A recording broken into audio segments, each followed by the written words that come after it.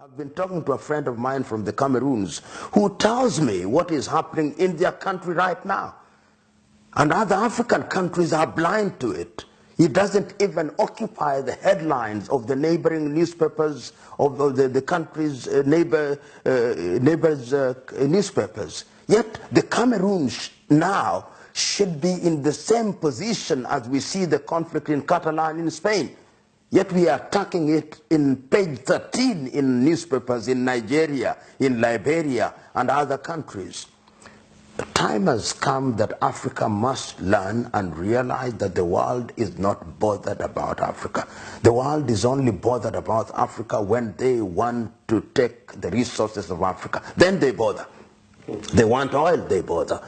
And I'm using the word bother in a very deliberate fashion, not in the traditional orthodox fashion. They bother when they want to take our timber. They bother when they want to take our bauxite, when they want to take our coke, when they want to take our uranium. But they don't bother about us. They come to our continent without disrespecting the elephant, and they want to preserve the elephant so that they can come and watch the elephant. But they don't care if 100 Africans die. They want to preserve our monkeys. They want to preserve our leopards and our other animals, but they don't care about us. To them, Africa is a zoo of sorts.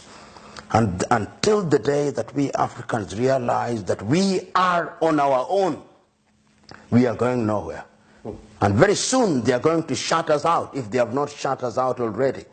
We'll not go to the United States of America, we'll not go to Europe, and I'm happy that we are being forced to stay in Africa. Let us stay in Africa and build Africa. I mean, what does Africa lack in terms of resources? What do we lack? If it is solar energy, which continent is capable of producing solar energy to light this continent and the entire earth? If it is hydroelectricity, what can we not generate? If it is minerals, if we wanted to make bombs, if we should, where do they get their uranium from? If it is timber, what don't we have? If it is human resources, we are 2 billion of us.